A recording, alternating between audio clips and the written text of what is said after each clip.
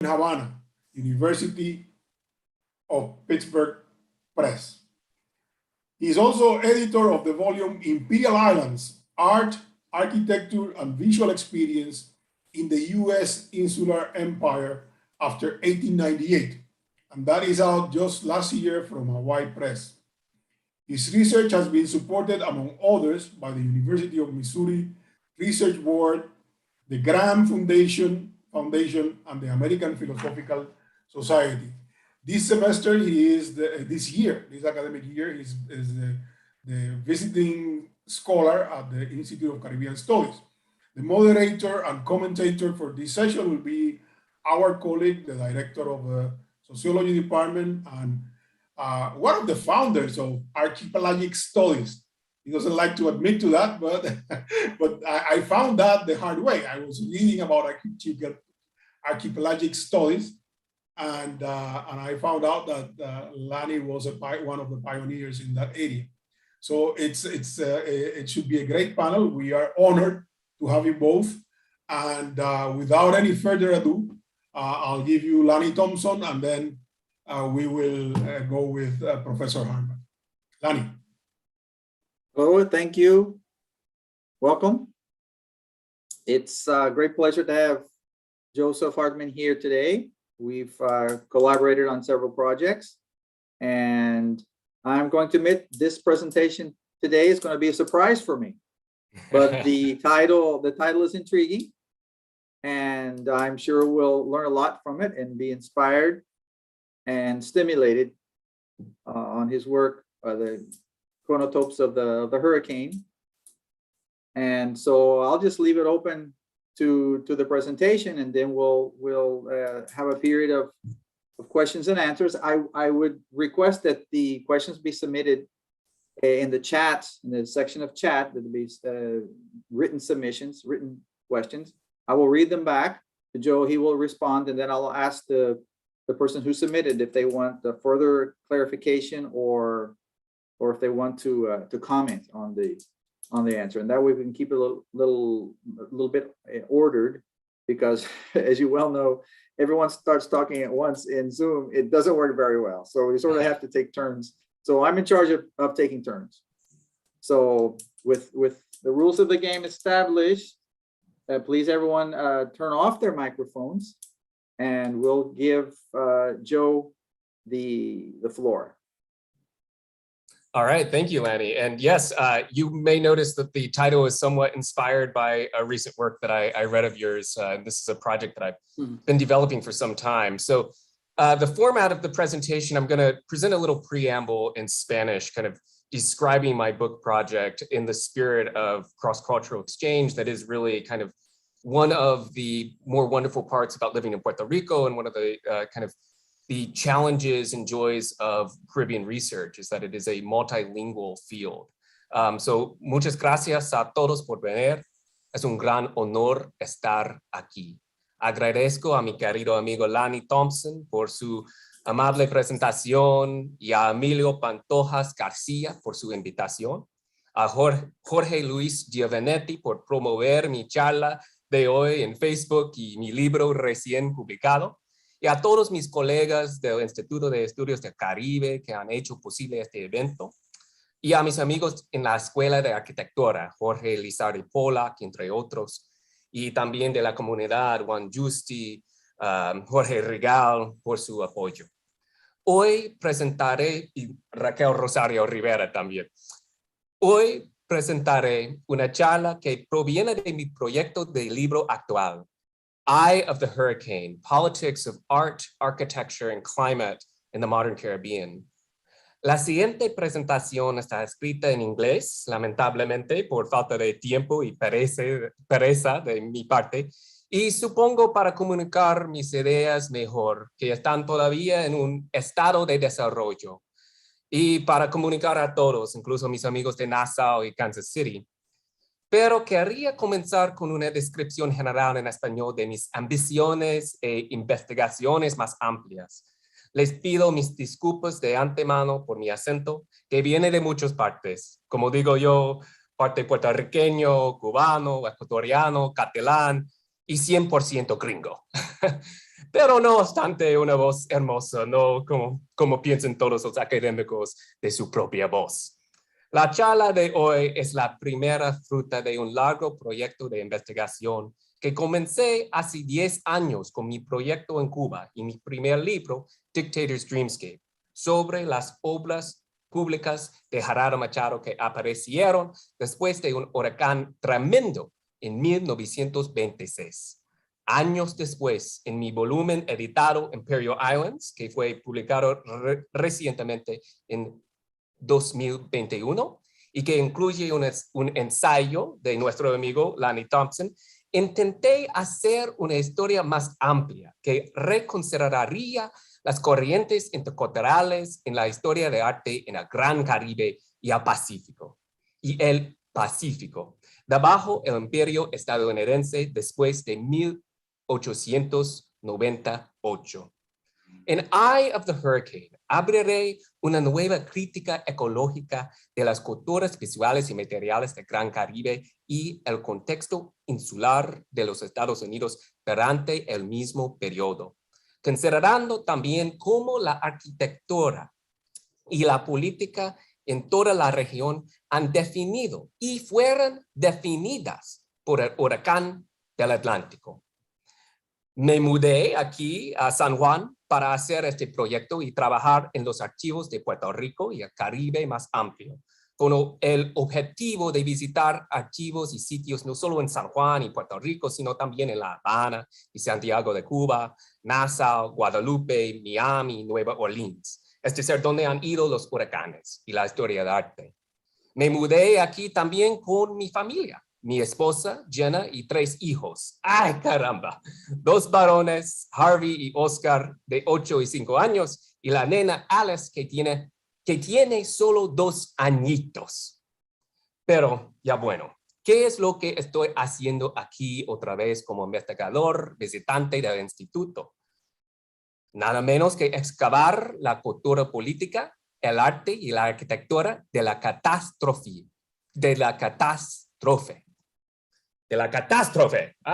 Trabalenguas. Voy a empezar mi presentación aquí. Espero que todos puedan verlo.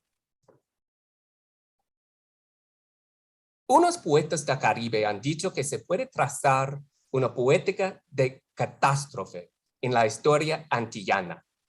El libro que estoy escribiendo, Eye of the Hurricane, tiene como objetivo desentrañar la política cultural de la catástrofe también, tal como se expresa no solo en las metáforas de poesía, pero también ontológicamente en el arte público, la arquitectura y las obras urbanas del Gran Caribe que tomaron forma después de una serie de tormentas mortales a principios del siglo XX. Esos huracanes que se repiten fueron fuerzas históricas que afectaron el desarrollo del arte y la arquitectura patrocinados por el Estado en la era moderna. Debido a los grandes cambios en el clima causados por los efectos meteorológicos de El Niño Oscilación del Sur, la década de 1920 y hasta la década de 1930 fue testigo de la mayor actividad de huracanes conocida en el Caribe durante los últimos 500 años. Esas tormentas históricas, sostengo yo, permiten reevaluaciones críticas de arte y la arquitectura caribeños, pasados y futuros. Los proyectos de construcción monumental, los esfuerzos de urbanización y los documentos visuales que siguieron a las devastadoras tormentas en La Habana y Miami en 1926, San Juan, Okeechobee, Guadalupe en 1928, Nassau en 1929 y Santo Domingo en 1930, demostraron cómo la modernidad caribeña ha construido desastres naturales, particularmente los huracanes y sus secuelas. Hoy, cuando la región enfrenta nuevas amenazas debido al cambio climático provocado por los seres humanos, Este estudio ofrece información crítica sobre el arte, la arquitectura y la política de los desastres meteorológicos. Los huracanes son, por su naturaleza, transculturales e interdisciplinarios. Atraviesan fronteras políticas y culturales, ya sea en ciudades como La Habana, San Juan, Miami o Fort-de-France. Las tormentas más devastadoras del siglo XX presentaron oportunidades políticas únicas en múltiples contextos culturales. Los funcionarios imperiales estadounidenses, los caudillos caribeños y los reformadores locales utilizaron la arquitectura y la propaganda visual para restaurar, reformar y controlar las ciudades afectadas por los peores huracanes de las décadas de 1920 y 1930. Esto incluye los edificios ornamentados, carreteras y parques del programa de obras públicas del dictador cubano Gerardo Machado, financiado por los Estados Unidos en La Habana, que siguió a la temporada de huracanes en 1926.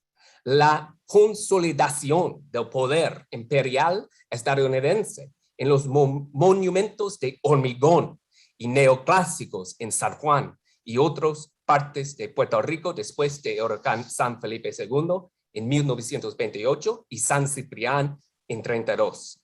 Y la arquitectura y el urbanismo moderno que remodelaron a Santo Domingo como Ciudad Trujillo bajo el infame déspota Rafael Leónidas Trujillo, después de que sancionó azotara la República Dominicana en 1930.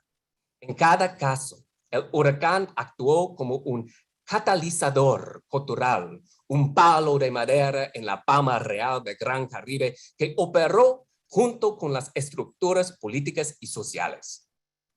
La esperanza más noble de mi proyecto viene de dos lados. Uno, hay una necesidad urgente de documentar los materiales del archivo de este periodo a menudo descuidado en el arte, la arquitectura y la historia urbana del Caribe. Del mismo modo, el estudio de archivo relacionado con esas tormentas sin precedentes del siglo XX nos brindará una visión crítica de las aplicaciones del arte y la arquitectura dentro de la política del cambio climático actual. Al igual que en la década de 1920, las naciones insulares y las ciudades costeras del Caribe enfrentan una amenaza sin precedentes debido a los huracanes, ahora exacerbados por el cambio climático provocado por los seres humanos.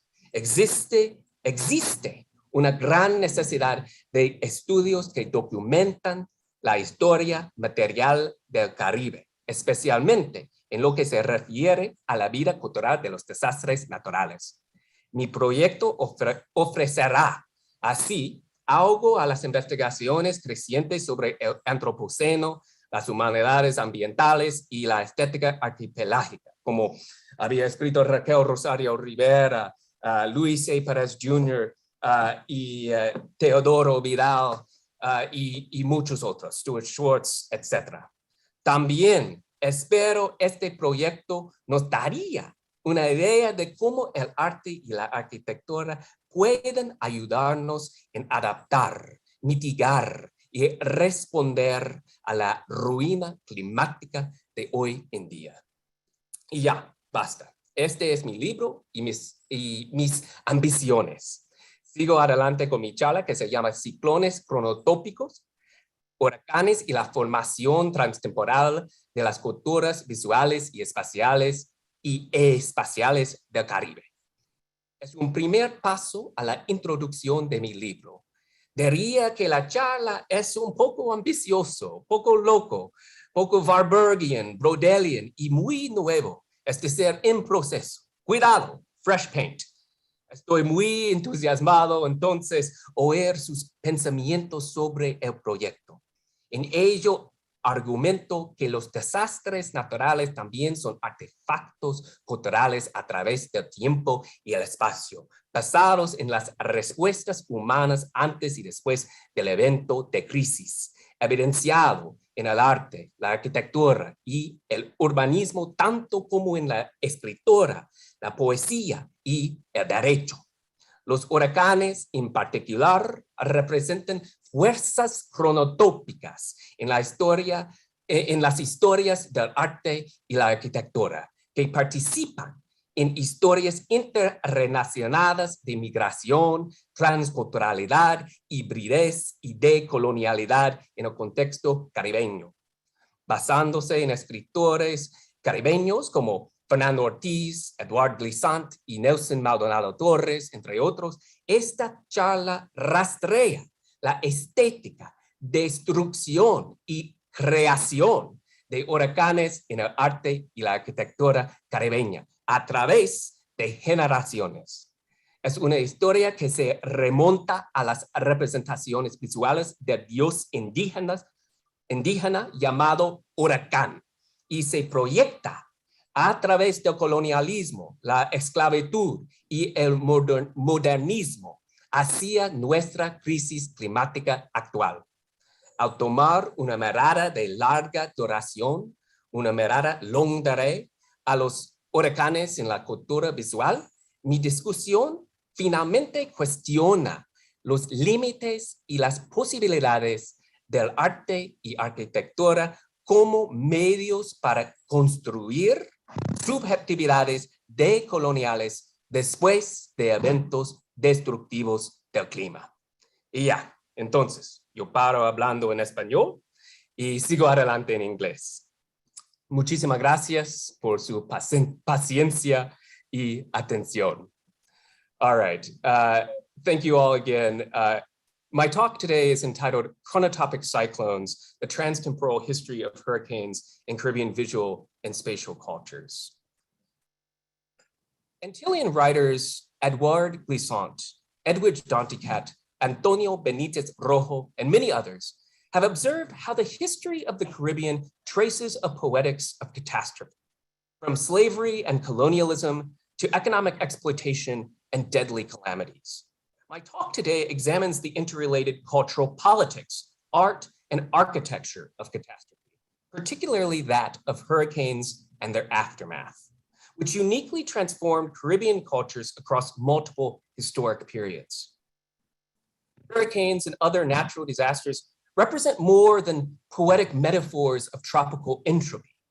Natural disasters are also cultural artifacts, I argue, which participate in interrelated histories of migration, transculturality, hybridity, and decoloniality in the visual and material context of the Caribbean. Hurricanes are, by nature, trans-regional superforces, no less so in art and architectural histories than global climate change.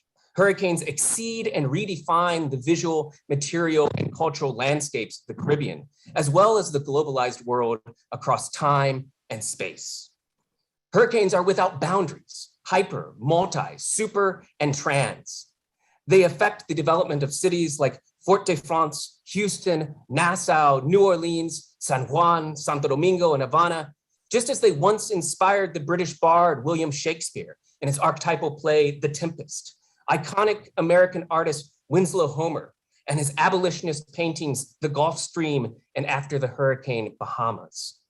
Puerto Rican modernist, printmaker and muralist Rafael Tufino's masterwork of popular culture, La Plena, and contemporary Caribbean artists like Poli Marichal and her haunting linocut series, Hurricane Redux, that followed Hurricane Maria in Puerto Rico in 2017, or Angelica Wallace Whitfield and her graffiti tagging charitable project, Hope is a Weapon, that responded to the pain caused by Hurricane Dorian in the Bahamas in 2019.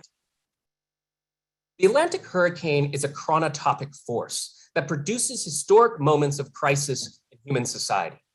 Natural disasters like hurricanes become cultural disasters based on human responses before and after the crisis event, evidenced in art, architecture, and urbanism as much as writing, poetry, and law. Hami K. Baba, following Frantz Fanon, might remind us that it is precisely from crises, wars, colonialism, imperialism, that new cultures are negotiated and translated. Hurricanes destroy cultural boundaries, identitarian politics, and physical space. But those same storms also produce a need to create, reconstruct, and remake. Hurricanes are not solely catastrophic meteorological events. They also effectively made and continue to redefine the hybrid, migratory, and transcultural environments of the Greater Caribbean, and by extension, the global community. Contemporary philosopher Timothy Morton has designated the hurricane as a hyperobject in the era of global climate change, an event beyond human comprehension that yet unites us all. Anthropologists Jorge Duani and many others have argued recently that migrants from Puerto Rico and other parts of the Caribbean are in fact refugees of climate ruin, displaced by superstorms and other natural disasters ultimately caused by industrial societies around the world.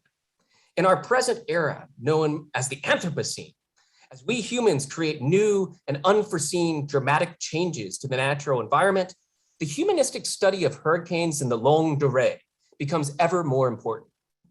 To understand the threat of human-made climate ruin, as well as wide-ranging related histories of racism, immigration, technology, and so forth, we must also consider the cultural life of natural disasters.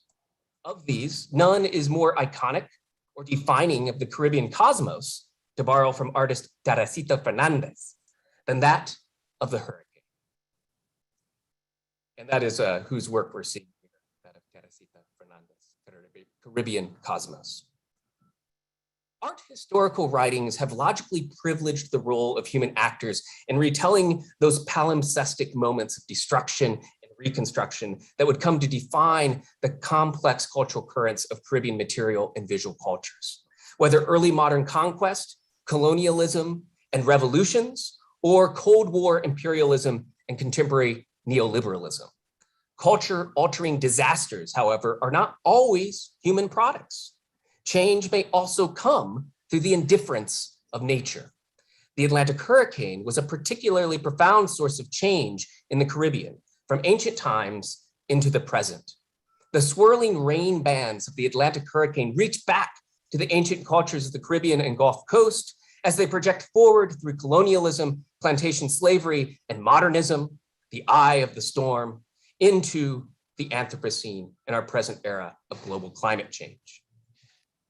Huracán, from whence came the word hurricane, was the name of a deity of destruction and creation across multiple indigenous cultures, including the Taino and Carib of the Antilles and the Maya of Yucatan and Mesoamerica.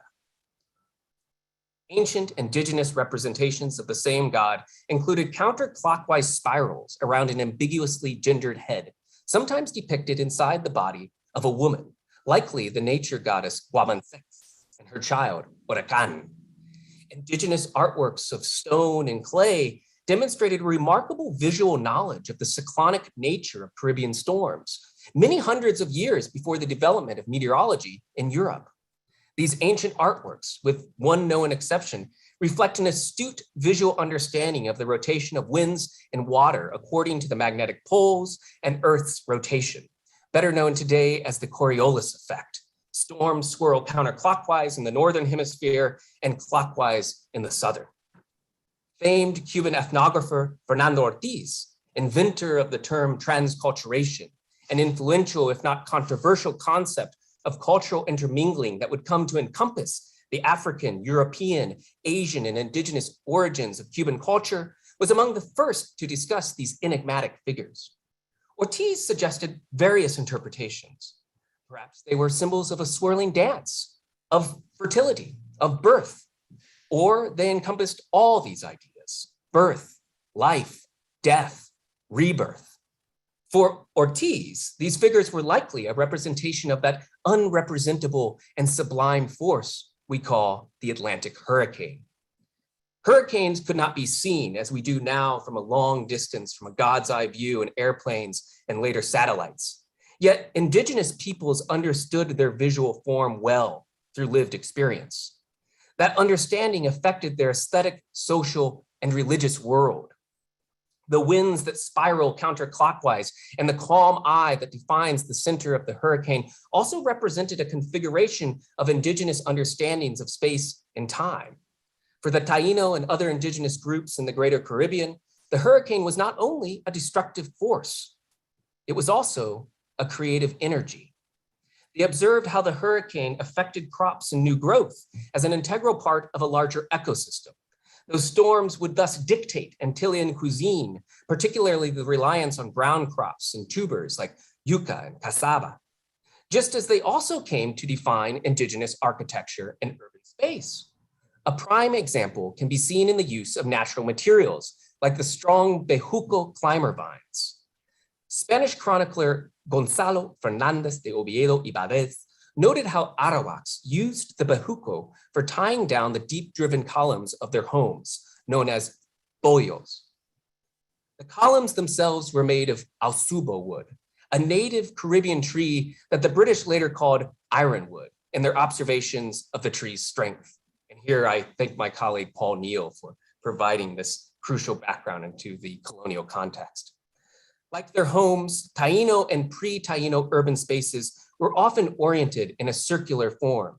The indigenous Antillean village was a ritual space, often set around a large ceiba tree, a ball court, or ancestral burial ground. In addition to spiritual traditions, the circular form of their architecture and urbanism may well have reflected a profound understanding of physical geometry in the face of natural hazards. Round or multi-sided homes are more resistant to hurricane force winds, a fact of aerodynamics deployed by many architectural firms working in the Caribbean today. The Spanish quickly usurped, burned, and destroyed the architectural innovations of indigenous peoples after 1492, along with cacique leaders like Anacaona, the flowery queen of Haiti, the land of high mountains, as they strove to introduce their own materialist order in the so-called New World. Spanish colonists appropriated materials and techniques in the process, which resulted in new Ibero-American expressions. The Spanish made sure to clear-cut forests of powerful alsubo trees for use in their own fortifications, including the fortified cities of Havana and Puerto Rico, now known as San Juan, and the strong roofs of nearby sugar, coffee, and tobacco plantations, principal elements in the economic engine that was the Spanish kingdom. And so, the cyclonic arms of the hurricane accompanied the catastrophes of the colonial period, a moment marked by European conquest, indigenous genocide, and the enslavement of African peoples. It is then, too, that we see the beginning of an unprecedented exploitation of the natural world on a global scale, alongside tremendous cultural intermingling, migrations, and evolution. The hurricane is central to that history. It was providential that Christopher Columbus managed to avoid the annual storms of the region when he landed in Guanahani, later San Salvador of the Bahamas, at the height of hurricane season, October 12, 1492. The hurricanes that Columbus narrowly avoided would soon define the schedule of the Spanish Silver Fleet. Laden with riches from New Spain, Peru, and Manila via Acapulco, galleons had to leave the Bay of Havana for Seville in June or July, before the hurricane season began in earnest. The steady schedule of storms made the fleet an easier target for pirates. But for the Spanish crown, the Atlantic hurricane was a far greater danger than any corsair's blade. You could lose a whole fleet to a storm. This was the case throughout the 16th, 17th, and 18th centuries. A hurricane, July 31, 1715, for example, claimed 11 of 12 ships and over 1,000 Spanish sailors' lives. Gold escudos and silver cobs from the drowned fleet still sometimes wash along the shores of Florida. Faded towers and lions on shipwrecked coins offer reminders of the hurricane's economic toll for the leaders of Castile and Leon. Not just fleets, but entire cities were lost to storms. European settlers, unaware of the science of hurricanes, often built their first settlements in the Caribbean along those coastal regions most susceptible to storms. Veracruz, set along the Gulf of Mexico, was nearly undone in the hurricane of 1552, just 30-some years after Hernán Cortés precipitated the conquest of the Mexica after burning his own fleet in the port of the new settlement in 1519. As storm after storm battered prized colonial port cities and plantations, here we see one such storm in Havana in 1846. European parvenus came to join indigenous peoples in their belief that hurricanes represented a divine or perhaps diabolic force. The hurricane was, for many, a punishment for sins. A 16th century depiction of one such storm by Flemish-born and German engraver Theodor de Bry shows us Spanish colonists gazing skyward in a penitent gesture. They flee along a rocky shoreline strewn with discarded harquebuses. Half-nude indigenous figures seek shelter under large stones, matching ethically dubious descriptions of Indians hiding in holes in order to escape such disasters. After the introduction of the slave trade in the colonial period, African descendants in the Caribbean likewise came to view the annual hurricane as both a natural and spiritual force. Religious affiliates of African-derived belief systems would represent the swirling winds of the hurricane in their counterclockwise whirling performances, as in those of Oya, the Orisha of wind, and Chango, the deity of lightning. Hurricanes were a powerful embodiment of Ache, a spiritual energy to make things happen. Beyond potent destructive force, the storm also represented a divine possibility for enslaved peoples and colonial subjects alike. British, Spanish, Dutch, and French colonial powers feared the fallout of annual hurricanes. The storms weakened the plantation economy and presented opportunities for revolts and revolutions, like those of the United States and Haiti. The deadly hurricane of 1780, for example, considered the most fatal in human history, with a toll of 22,000 souls, sunk whole fleets of French and British ships deployed to either aid or thwart the American Revolution. The British had to cede Yorktown to revolutionaries after losing 24 warships to the storm of 1780. Those devastating scenes of ships lost to Atlantic storms were a common theme of British art, from the early prints of Valentine Green after William Elliot, seen here, to the infamous slave ship of J.M.W. Turner, originally titled Slavers Throwing Overboard the Dead and Dying, Typhoon Coming On. Turner's iconic painting shows us brilliant crimson and yellow cirrus clouds juxtaposed with the prostheses of enslaved African peoples drowning in ochre waves. The storm here would seem to consume the sinful products and real human costs of colonialism and capitalism at once. Those same sins and storms would undergird the Haitian Revolution too. The only successful slave revolt in world history started at the rise of a tropical storm, August 21, 1791. It followed a series of deadly storms throughout the 1780s, alongside the American and French revolutions, which fundamentally disrupted the plantation state and eventually resulted in the establishment of the first Black Republic in 1804. Major hurricanes and Atlantic storms had the potential to help overturn the world order. Yet they could also present opportunities for those with power to maintain their hold. Such was the case in the major storms of the late 19th and early 20th century, beginning with San Ceriaco in 1899.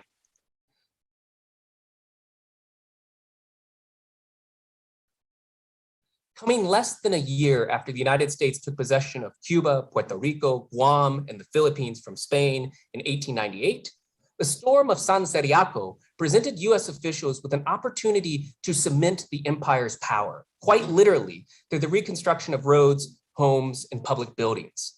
San Ceriaco preceded the deadly storm of Galveston, Texas in 1900.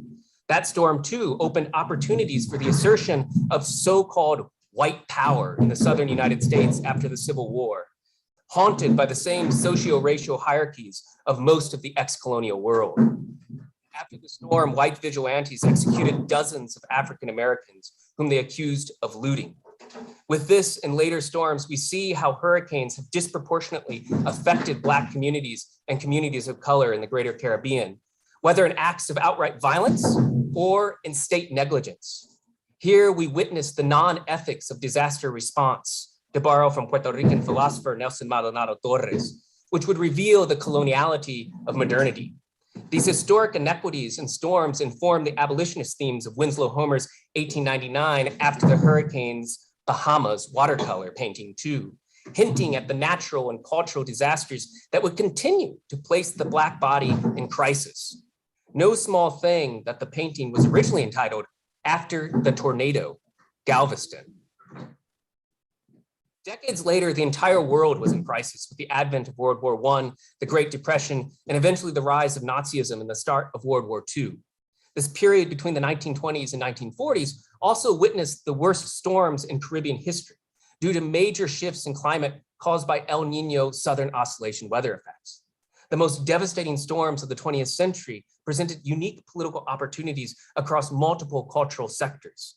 US imperial officials, Caribbean despots, and local reformers alike used architecture and visual propaganda to restore, reshape, and control cities affected by the worst hurricanes of the period. This included the ornate buildings, highways, and parks of the US-funded public works program of Cuban dictator Gerardo Machado in Havana that followed the hurricane season of 1926. The cementing of US imperial power in concrete and neoclassical monuments in San Juan and Puerto Rico after San Felipe II in 1928 and San Ciprián in 1932, and the modern architecture and urbanism that refashioned Santo Domingo as Ciudad Trujillo under the infamous despot Rafael Leonidas Trujillo after San Zenón laid waste to the Dominican Republic in 1930. In each case, the hurricane acted as a cultural catalyst, which operated alongside political and social structures. An apt metaphor of those storms and their unsettling cultural echoes can be found in the commonly circulated photograph of a palm tree stabbed by a beam of wood, thrust just so by hurricane force winds after each storm in the 1920s and 30s. Created during the rise of surrealism in Europe, these same photos offer us a glimpse of the uncanny, a crisis of natural and cultural orders across multiple insular contexts. El huracán que se repite, the repeating hurricane, to riff on Cuban postmodernist Antonio Benítez Rojo, that produces and reproduces Caribbean visual cultures. Those historic storms destroyed and then through public art and architecture recast the modern cities of the Caribbean. Yet the political forces, US capitalists and local caudillos that drove those post-disaster building projects would no less threaten the region's most vulnerable populations for generations to come. Puerto Rican printmaker Carlos Raquel Rivera thus justly represented one such storm in his mid-century lino cuts as a visible metaphor for the ruinous effects of US-style capitalism and its support of local despots and exploitative businesses. Annual storms and major hurricanes would continue to redefine the art, architecture, and cultural politics of the Caribbean throughout the late 20th century into the 21st. Acknowledging perhaps the humanistic effects of those storms after 1953, the US Weather Service began naming them. We can all recall the names of the most devastating storms in our recent history: Katrina, Harvey, Maria, Dorian. In the era of the Anthropocene, those storms that were once viewed by indigenous and African diasporic peoples as spiritual energies and by European colonists as punishment for human sins have again apparently taken the form of arbitrator in human affairs. In the age of human-made climate change, superstorms loom on the horizon, foretelling of a new decade of storms, empires, and despots like that of the 1920s and 1930s. Or perhaps a new powerful force that could upend colonialism and the world order like the storms of the 1780s. Today's storms leave new yet strangely familiar images and constructs in their wake. Flooded streets and felled trees, boats on highways, the bureaucratic temporary housings of government agencies like FEMA. Contemporary art in the age of climate ruin no less reflects an aesthetics of catastrophe over the longue durée, as it also gestures at the radical decolonial solutions that our present climate crisis will require. The art produced in protest of the United States failures after Hurricane Maria in 2017 is a case in point.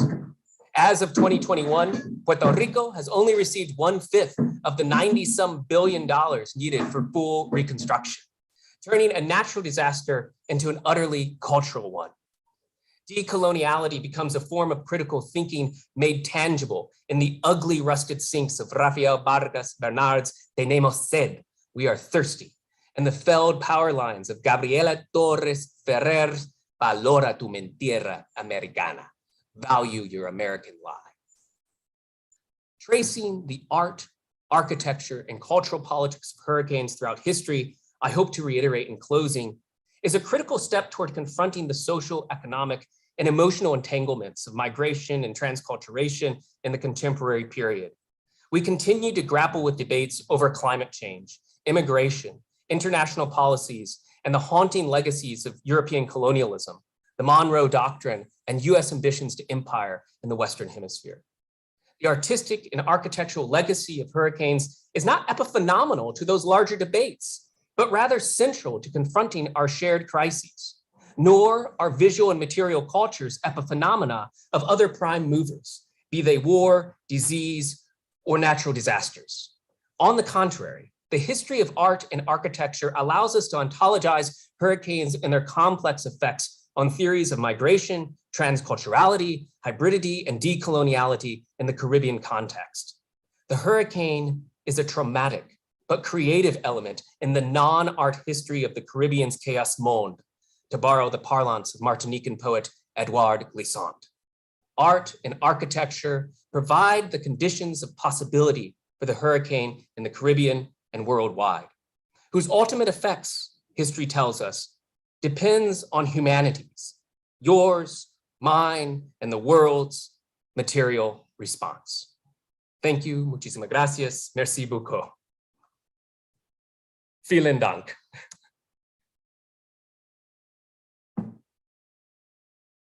Thank you very much, Joe. I'm looking at my chats and see if I have any questions. I don't have any questions yet. So I'll post one myself.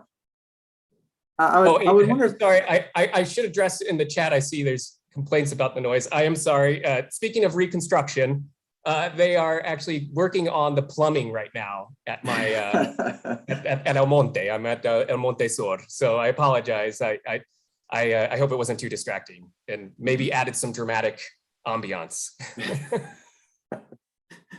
Okay, well, thanks for the clarification. So anyway, I was gonna pose a question because you've given us a big overview, several centuries, and I would say from a view from above, I would say. So I was going to ask you if you could comment a little bit on a view from below, or maybe sort of a medium view with respect to just housing, just common middle class, lower class housing in the places that you have studied. How the events of the 20s and the 30s affect our built-in environments, and specifically the places in which we live. Right. So if you could make some comments on that, and I just also wanted to mention as a part of that comment, just a really good quotation. And I'm sorry, I don't remember the woman's name, but after the earthquakes in the southern part of Puerto Rico, a lady lost her house. The columns under it collapsed, and her family and her neighbors and so forth, they were literally camping out front of their houses. And the newspaper goes to interview her, and she says, quite incredibly, she says, "Ahora yo voy a reconstruir, pero yo voy a hacer una casa de cemento para los huracanes y una casa de madera para los terremotos," which I thought was incredible quotation. And I would, you don't have to comment the quotation because that's my contribution. But if you could comment the changes in the built environment, especially housing since the 20s and 30s. Yeah, sorry, they're loading up the trucks again, so there's a little bit of background noise. Yeah, no, thank you so much for that question. And the focus on materials is an important one that I've been kind of, I've discussed the project a little bit with Lanny, so he knows a little bit about kind of the background of my research. And yeah, in terms of the structure of the book, the middle chapters are, I sort of think of it as a it's a little cheesy, but I think of it as a hurricane in its form. So the middle chapters are synchronic, sort of view from the ground, middle view, view from below and view from above of hurricanes in the 1920s and 1930s. And the beginning chapter, which is kind of what we were watching, is a sort of long overview of, why we need to care about the cultural histories of hurricanes across time and space. And then also why the 1920s and 1930s matters in particular, because this is a moment in human history where this is where modernization is really on the rise, where industrialization has kind of come to its full form as we sort of move into the consumer society that we begin to see in the 1950s and 1960s. So this is sort of the culmination of an era of building at the end of the 19th century up into the 1920s and 1930s. And after I study in particular case studies in Santo Domingo, Havana, and San Juan. And I've been especially working in the Archivo General here in San Juan, looking at documents written by US and Puerto Rican bureaucrats about the hurricanes and about the building of the hurricanes. So several of the documents will mention, for example, the materials used to build hurricanes. And you may, those of you familiar with architectural history know that the result, what comes after the hurricanes in the late 1930s and 1940s are these organizations known as the Puerto Rican Reconstruction Administration, the PRA and the UPRRRP. And both of these are kind of Roosevelt era organizations that are kind of WPA inspired public works programs. And they focus a lot on building homes, in fact, using kind of these industrial materials like concrete, while also providing jobs to displaced farmers in Puerto Rico. So just yesterday, for example, I was looking at documents where several of the farmers who had their crops blown out in 1928, letters from poor farmers petitioning a release from the United States government of debt. Because the United States government had issued a hurricane relief, emergency hurricane relief fund that would provide money to farmers, but then the farmers would have to pay this money back. But of course, we know that coffee is not a crop you just grow back next year. It's a crop that takes several years to grow back and at its full capacity. And then Puerto Rico struck again with San Ciprián in 1932, which actually has more damage that it deals to crops and essentially destroys all of this equity that these farmers have been building up to try to rebuild and pay back these loans. So what the proposal is that the farmers actually sell their land to the PRA and the UPRRRP. So the UPRRRP and the PRA can set up these public building projects and the farmers can be relieved of their debt. But there's several ways that you can read this. One, it's maybe a creative solution to a sort of bureaucratic, legalistic money issue. On the other hand, it seems like a clear exploitation of the Puerto Rican people to be asking them to pay back relief provided to them by the US government in a territory that was a US territory. And you see this as well right after the storm in terms of who matters and what matters for the United States government. The Department of the Interior writes in their report, I believe it's the 1929 fiscal report, about how there's no need to worry, that the damages were minimal to the projects that the government was working on. And those projects were, and you couldn't, it's like ripped straight from Foucault. It was El Capitolio, El Manicomio de Rio Piedras, and the Oso Blanco, the Presidio Insular. So this architecture of power, this architecture of controlling bodies, this is the emphasis for the government agencies in terms of what needs to be reconstructed, what survived the hurricane, and what do we need to worry about. And I just looked at some documents again in the archives. I was lucky enough to find, looking through the papers on the Manicomio, a huge sum of money that was paid to rebuild just the beginning beginnings of the manicomio, of the insane asylum. So, the reconstruction of that was arguably more important to the United States government than, say, the restitution of livelihood for these Puerto Rican farmers who were still on the hook up until 1932 and up until the late 1930s, where I believe, or maybe 1940s, where Tugwell comes in and kind of convinces Roosevelt, I think, to forgive the debt. And I'm still learning more about that situation, but I think it does tell you something about kind of the dynamic between the stories that are told and those that aren't told in the archive as well.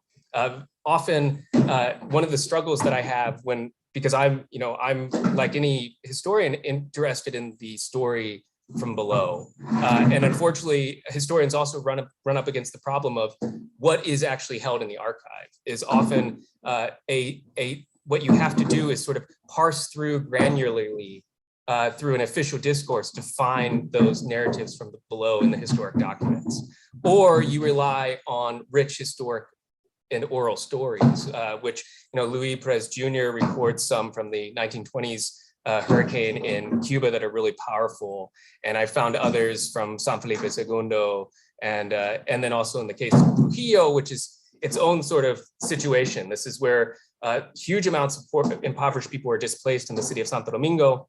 And there's a shanty town built up in Parque Ramfis, where they later burned the bodies of the victims of the hurricane. And Trujillo uses his quick restoration of the storm as evidence of his goodwill, but he also uses it as political capital that allows him to rebuild Santo Domingo and thereby displace historic populations of poor and popular classes from the center of the city. So he can build, a children's park named after his son, Parque Ramfis, in a city that he later names after himself. So I think, especially in the case of Cuba, that's beginning to see this dictator's dreamscape that I write about in my book and its relationship to the storm. But I think it's fully developed in some senses over decades in the case of Santo Domingo. Whereas the storms of the 1920s and 30s in Puerto Rico are somewhat more complicated case in that it is a US imperial system, but it's also local reformers that are trying to better society as well on the ground. So the documents are different, the motivation is different, and the documentation of the storms is different. For Machado and Trujillo, there's big photo albums advertising all the great big things that they built after the storm. In the United States, you don't find these big photo albums for the storm of 1928 and 1932. You find plenas, El Temporal, and you find, in terms of visual documentation and photography, it's actually sugar plantations that are taking huge kind of surveys of all the damage that was caused to their buildings. But it's less so the United States government until you get the development of the PRA, which is a complicated program. It also works for the public good, as much as we mentioned there are these sort of strange exchanges of kind of taking advantage or working within the system in a way that doesn't actually necessarily work out to the benefit of the farmer who's losing his land. However, on the other hand, you could see it as the PRA is building public housing and public buildings. Machado also built one of the first public housing architectural cities in Cuba. So there is kind of a public good that's coming out of these storms as well. So the story in the case of the 1920s is more complicated than evil dictators and evil empire versus the good rebels and whatnot. But it's much more kind of a nuance of negotiation and of modernization of modernity that's happening at the same time that these massive climate events are occurring. Thank you very much. I have a question here in the chat. It's from Luis Galanes. Hello, Luis. I'll read your question. Do you see a trace of European romanticism, particularly their emphasis on dialogue with nature and the storm, as present in cultural responses to the Caribbean, such as the influence in literature?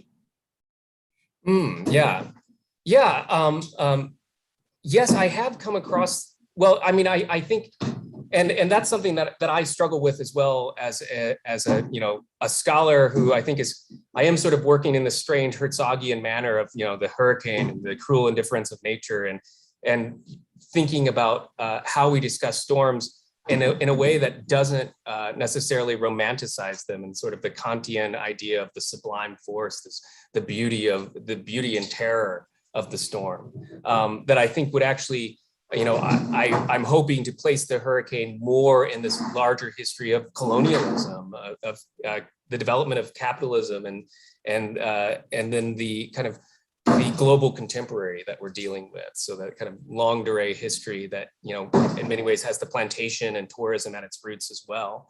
But yes, you do find it in literature. For example, poet Hart Crane, the US poet, famous poet from the United States, famous for kind of early expressions of queer identity as well in poetry. He was actually in Cuba at the Isle of Pines when the 1926 hurricane struck. And you can find these incredible descriptions of the hurricane as a god, and kind of resonating with indigenous and European views of the indigenous views of the hurricane as this creative and destructive force, European views as in the colonial period as a punishment from God, where he calls he says to the hurricane, "Thy biteth neither door nor wall, Lord. Thy biteth neither floor nor wall." And I think that's kind of growing out of that romantic tradition that we might see in the writings of like Goethe and other German intellectuals or continental intellectuals. Luis, I opened your microphone. Would you like to comment? I think I did. Yeah. Can you hear me? Yes. Mm-hmm. Yes. Oh, first of all, congratulations. Excellent presentation. Excellent. Oh, thank you. Thank you. This is in a book, right? All these images and stuff are in your book, or? It will be. Also? It will be. Yeah. So it's the Oh, book it is will not be. the book. The book is currently in the twinkle of the eye stage. I've just kind of I've written the introduction and I wrote my chapter on Cuba, but I'm really digging deep into the archives this year. I'm here on research leave actually to study and write.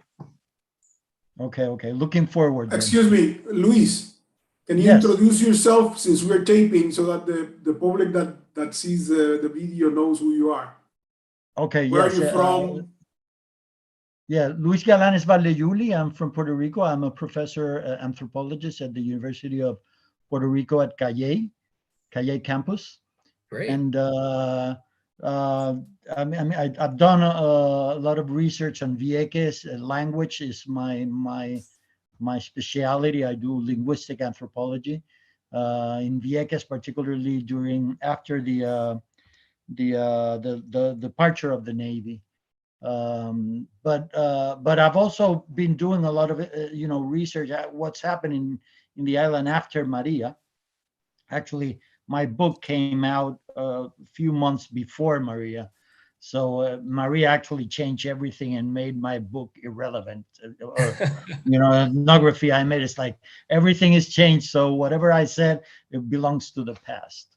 But yes, I was interested in this thing about how Romanticism influenced, the influence of Romanticism in the Caribbean, and particularly in Puerto Rico, even when it was no longer, followed, in Europe, at least in literature, you can see the traces of that.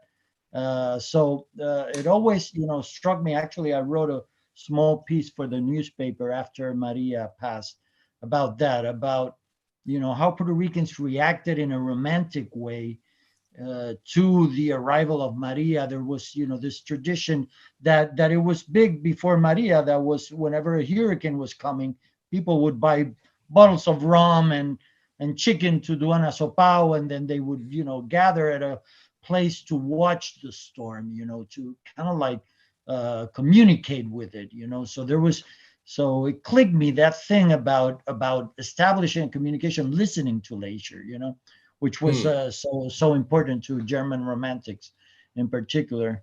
And it also has a trace. I don't know if you've seen this picture, Casper David Frederick, Yes. I think it is the one, Casper Friedrich. Mhm. the guy in the top of the mountain watching the. So yeah, I was, you know, when I heard your presentation, I thought about that. Excellent No, presentation, by the way. I liked it a lot. oh, thank you, thank you. No, that actually reminds me of, you know, I can speak a little bit anecdotally about Maria through friends. I wasn't here, but you know, the idea of the community that's built up around and around the hurricane as an event, which is one that repeats, which is one that you learn to culturally adapt to, and perhaps, as you said, comes out of a romantic tradition in some ways. When you mentioned that, I do remember in the 1920s, and not just Cuba, but you know, I have one quote from Cuba, but really in multiple contexts, I've seen the storm hurricanes described as Dante-esque, you know, something coming out of Dante's Inferno. So, you know, I'm just going to read this passage because I think it's a kind of beautiful example of what you're talking about. This is from the photo album book that Machado's government published. It's that Dante-esque, and this is describing the Cyclone de 26. That Dante-esque vision was yet seared into the retinas of Havana's citizens, of their city turned into a tragic dancer by the demented winds of Aquilon. The fury of the elements forced her to endure cruel hours of horrendous nightmare. An unbelievable sarabanda, the implacable scourge, gave the chaotic and disconcerting impression of a futurist painting. The entire city was in fact dislocated, powerless to free herself from the onslaught of the monster. She surrendered to him, and in the beat of the rain and wind, a demonic orchestra in a witch's coven, she twirled in wild dance, an infernal Charleston, for 12 hours, haunted by angst and uncertainty. And I just love that passage because it's every metaphor of art, music, dance, and poetry that this writer, you know, hired by the Cuban government, can come up with to describe the events of the hurricane. But it's certainly, you know, in many ways, compared to the kind of firsthand accounts of, you know, grandfathers who were lost in the storm when they went out to go searching for medicine, this is a far more sort of romantic kind of Casper Friedrich description of the sublime that I think you know, what I've been surprised to find actually in multiple passages. Also, the storms of Puerto Rico and Santo Domingo described as Dante-esque. There's a writer in Santo Domingo who constantly uses the term hecatomb to describe the experience of San Zenón. Excellent quote. Excellent quote. Okay. Thank you, Joe, and thank you, Luis. I have two questions here in the chat. I think I'm going to present them together and open the microphones for both Jean Stubbs. Hello, Jean, and Margaret Shrimpton. I'm going to read the questions, and I'll open up. You can do your answer, and I'll in the process I'll open up the microphones. Jean Stubbs is asking develop a little bit more if you're going to develop the bottom-up approach, and she was asking if you might consider doing oral histories, and she making reference there. You can see in the chat that she was doing some filming in 2019 in Cuba, and so she interviewed people there, including children. So she was thinking you might want to consider that, and then Margaret Shrimpton has a couple of questions about her work in Yucatan, and she asked two things specifically. How does this contribute to tracing a cartography of the Caribbean as a hurricane zone, and neither an island or mainland, but rather just an open hurricane zone? And how do these hurricane narratives speak to the cultural memory? I'm trying to make a link here with Jean Stubbs. Speak to the cultural memory of the region. So as I understand from your conference, you were thinking of the hurricane as a chronotope, marking the urban space through time and impacts. So perhaps you could, she asked, perhaps you could expand on some of the chronotopic models. And I think that she thinks that you also mentioned in the Dictator's Dreamscape. So I'll leave those two questions open, or two or three questions from Jean Stubbs and Margaret Shrimpton, and in the process, I'll open the microphones for both of those colleagues of ours. Okay?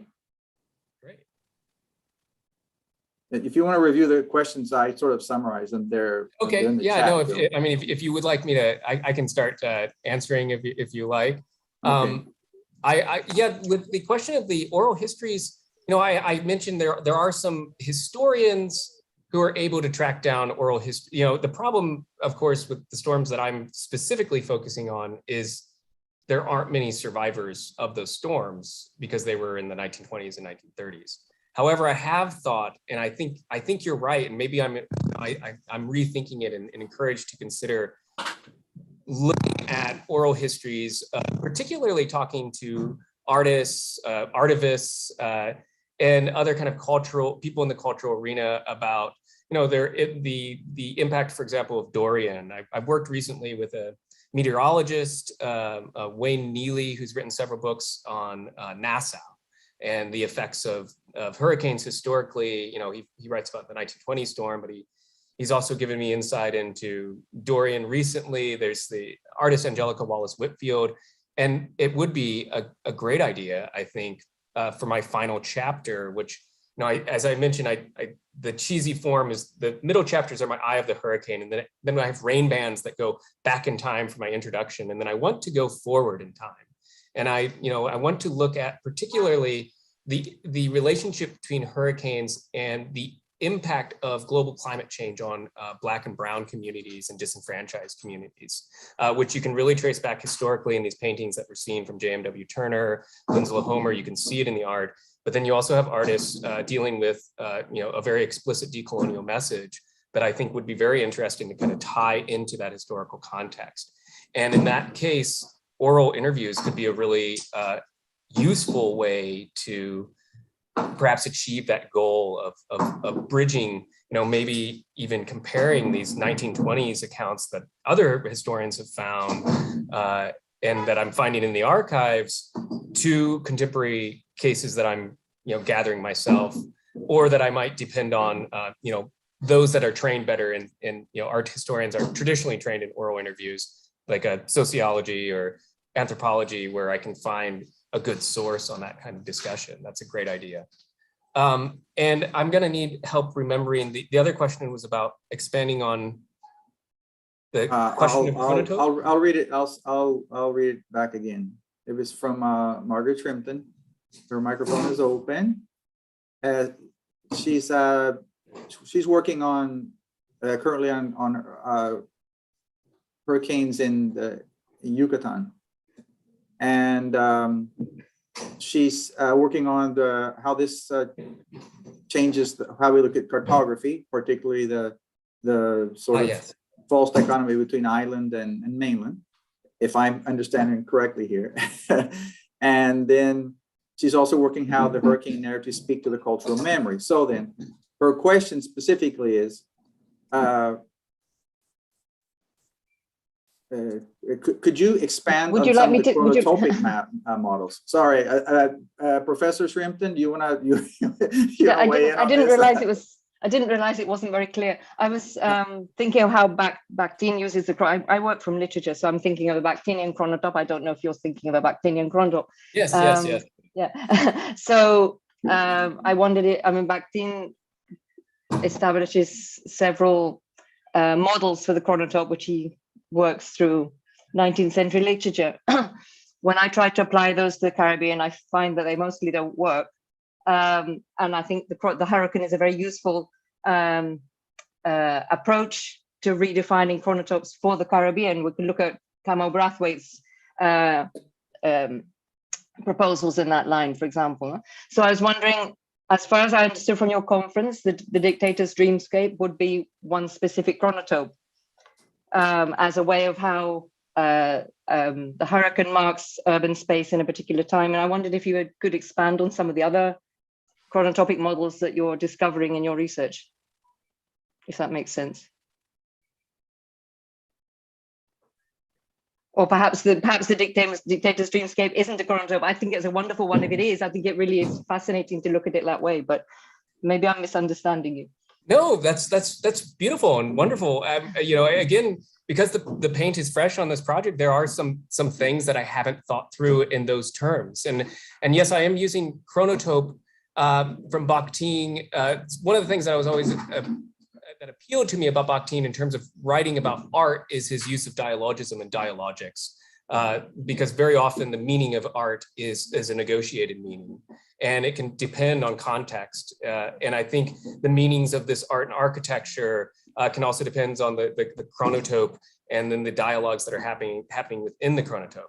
And I was pausing to write down your note, chronotope as a dictator's dreamscape, because I think that's something I'm going to use. I wrote a book about Machado, as you may know, which is entitled The Dictator's Dreamscape.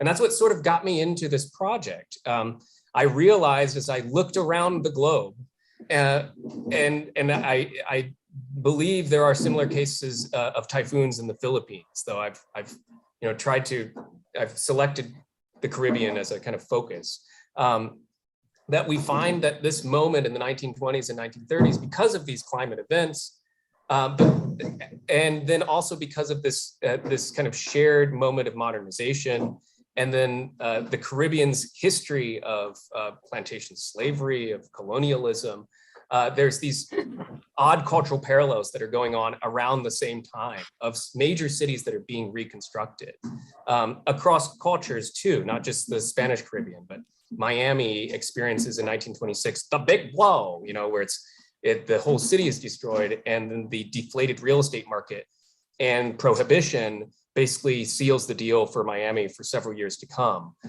for perhaps a decade before the Art Deco movement kind of redefines South Beach, and as prohibition ends, South Beach becomes this capital again. In the meantime, Cuba gains Havana, sort of is the beneficiary of all that cash coming in. So the Dictator's Dreamscape, I think, is also one about U.S. imperialism and capitalism too. So I don't know if in the case of Cuba and the Dominican Republic, it is a tidier to call it a dictator's dreamscape, but then there's other players in dialogue, right? There's dispossessed farmers, largely agrarian society like Puerto Rico at the time in the 1920s, and then there's U.S. imperialists, but also U.S. big business that are different actors at play. But then different in terms of thinking about chronotopes and we have our dictator's dreamscape, but then here I'm just sort of riffing because again you've kind of inspired me to think of these different periods in that very explicit term. But yeah, certainly we have the Taino traditions, which again thinking about sources and how we write about histories, that's a very difficult history to get at as well, because a lot of what you're seeing written about Taino culture is from a colonialist point of view. And then you have archaeological data. So you have to parse through that reconstruction of, and then you have anthropologists and art historians and other people who are analyzing this information, and you parse through that as sort of idea of what a Taino worldview might be. But I do think that maybe Huracan could be our first chronotope, right? Or sort of our kind of earliest moment. And then I think in the study of the humanities, when you write about transculturation in the Caribbean as a place where multiple cultures come together to create a new culture, you can't avoid the violence and the destruction of the colonial period, which then follows with the plantation and plantation slavery and the industrial era, which kind of gets us into the dictator's dreamscape. And I confess, as somebody so focused on the kind of historic moment, I still need to think more about the Cold War era, and I have some, because of being a teacher, I have a better idea of the contemporary moment, which is the kind of the Anthropocene, right? But then the question is, what is the Anthropocene and how far does it reach back? And that's that's where I have pre-Columbianists that I work with who would say, well, actually, if you look at Inca stonemasonry, could we call that the Anthropocene? Could we say that's human and cultural interactions, humans having an effect on culture? But certainly, in terms of climate change, and when we're starting to see waste being released into the air that causes that's causing, apparently, according to the scientific literature, the disaster of our planet. It might be the Anthropocene reaches back actually to the late 19th century, where industrial society starts to begin, and we start to release these fossil fuels into the air. So I don't know if that answers the question, because I think, one of the things, and I think this is within Bakhtin too, is his chronotopes aren't necessarily tidy either, right? There's a dialogue between the different time periods as well, which kind of makes it a beautiful model, which is why I appeal to Edouard Glissant at the end too, and his idea of the chaos mode, that the hurricane might be sort of a compressing event that in some ways brings these chronotopes on top of one another. If we think about the Caribbean and Caribbean cities in terms of the palimpsest, right, the kind of famous metaphor, maybe a little overused of text being written on top of one another. What's often forgotten about in the palimpsest metaphor, and this is where I would go back to the colonial encounters being kind of this defining moment for human history and for the Caribbean in particular, is that violence is also part of the palimpsest, right? You don't get the new text without the attempted abolition of the old text. And I think that's where, the chronotope metaphor, I guess I would read Bakhtin, I guess, to not say that they're, rigid categories. And when I'm creating categories, I want to be careful not to make them too, I guess, neat and tidy. But for the Caribbean history, it's useful to think about the ways that hurricanes bring the past into the present, and the ways that current climate change that we can gain insight by also understanding human nature interactions among indigenous cultures, for example, the colonial encounter and the plantation that redefined the way that we look at nature and we look at other humans. I guess I'm using here, Europeans, people of European descent, and then also we as in the global community, and how we consider ourselves, a human society. And that's where I'm attracted to in the present era and the climate change of writers like Dipesh Chakrabarti, who I believe wrote about the need for a kind of negative universal, the idea that we need to find a kind of universal humanity in order to face the crisis that we're currently confronting with, global destruction. On the other hand, we don't want to gain that universal at the cost of losing the particulars, of losing the kind of the ground, the view from the ground, or the middle ground view. And I'm afraid I've kind of gone off on a tangent at this point, but you've inspired me to think about a lot of different things. So. Okay. No, thank you very much. I think part of the interest of the chronotope is that it is untidy, and I was also thinking about chaos when I was asking the questions too. So when I was listening to you answering, so I think we're on the same page. But I mean, it wasn't really a question to be answered. It was a question, to be solved. It was a question to do what you're doing with it. Right. Something to chew on. I really appreciate exactly. it. Sounds like a huge book, though. I mean. Yes. Well, yeah, and that's where the book itself is going to be more tightly focused on the 1920s and 1930s. So this is my kind of opening salvo to help interest people of all disciplines and backgrounds. Congratulations. Okay. Thank you very much, Professor. I have a new question from my colleague here at the University of Puerto Rico, Jorge Giovanetti, and I'll read it and then I'll open your microphone, Jorge. It says, as someone who has done research with the papers of anthropologists, and indirect way to deal with the histories from below would be to use the field notes of the anthropologists that did field work in the Caribbean territories and may have, I'm trying to scroll around, and may have collected narratives of people on the ground. From Jamaica, there are the Erner Brodber oral histories, and for Puerto Rico, although for the 1940s, the field notes of some of the people of Puerto Rico, the famous book, the anthropologists who did that. So if you would just consider that as a possible research source. Yeah, thank you. And I guess something that I saw that comment and it recalled for me in the midst of my answering a source that I'm hoping to go back to as well, that I've used in the past to especially get at oral histories of the African diaspora, is that of Lydia Cabrera, famous anthropologist in Cuba, I believe the niece of Fernando Ortiz. But she writes about Cuban receptions of nature of the ceiba tree.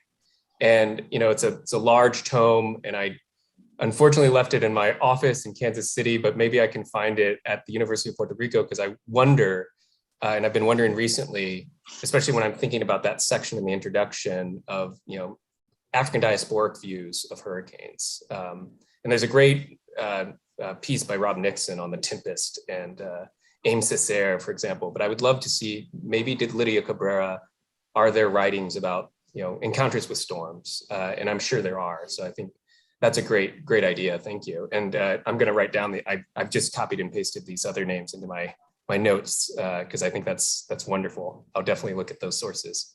Yeah, it was not.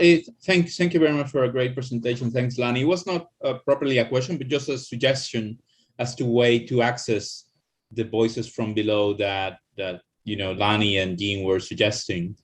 I mean, of course, it's mediated by the anthropologists that write the field notes, right, but at least it's something that is out there.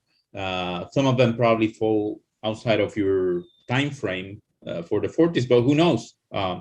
I've looked at some of them, and of course, I'm not looking for hurricanes, but probably they were there, and I was looking for other things. But yeah, there are many, and we can look for the Cabrera book in either our archive or the Caribbean Library. That'd be great. Yeah. Thank you. No, thank you. Can I just add, Lani?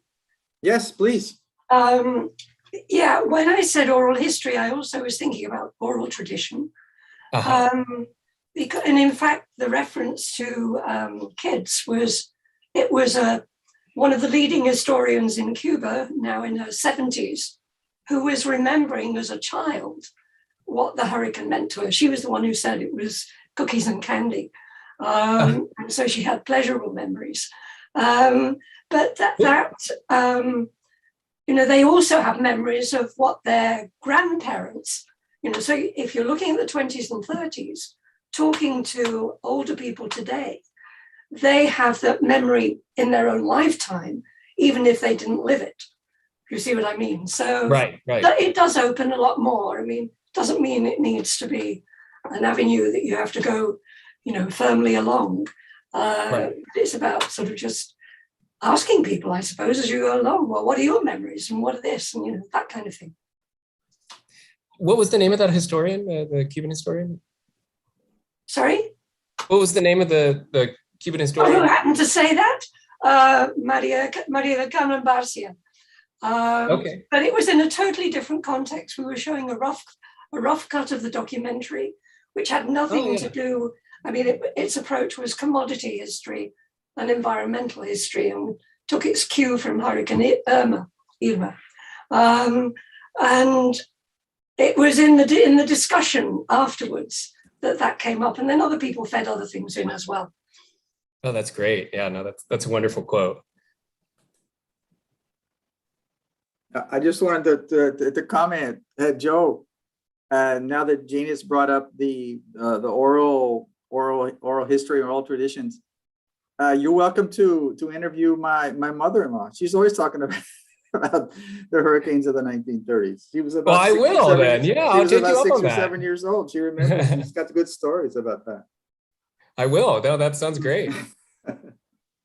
No, that's definitely something that I would be, if I can find, if there is somebody who's still alive, or maybe, as Jean mentioned, that somebody who remembers their mother speaking about those events, that would be something I'd be very interested in discussing with them. And that kind of thing can be really powerful, even if it's, as an art historian, I'm also often looking at the visual documents, but I do draw from like Lydia Cabrera and oral accounts, simply because, the archive won't always have all the voices that you need, rarely will. And I was able, for the Dictator's Dreamscape book that I wrote, I was invited by, relative of Machado, his granddaughter, and that was, you know, very opening to be able to kind of have that kind of discussion of a sort of memory of childhood that I think is nuances the discussion of people historically that are written as either, you know, one way or another way, depending on what side of the Florida Straits you are. It's kind of a new kind of more human story. Well, thank you very much. Any more questions? I don't see any here. Any final comments, Joe, or from the public? You can raise your hand or submit a question if you haven't already. Thank you. Yeah, thank you all for, you know, for attending. It was a big pleasure for me to be able to share my research. Apologies again for the scraping. I can see large rocks outside my window, so that explains it. Well, on behalf of the Institute of Caribbean Studies, I want to thank you, Professor Hartman. It was a very thoughtful and challenging, enticing presentation. And we look forward to working with him on future projects and having him again at the Institute when he decides to write up the research. He is welcome to come back as a visiting researcher. Thank you very much. Thank you, Lani. And thank you to all of our guests and our friends, Margaret and Jean. Hi, haven't seen you in a while, and I hope you're all well. Thank you very much. Take care. Cheers. Thank you. Bye-bye. Thank you.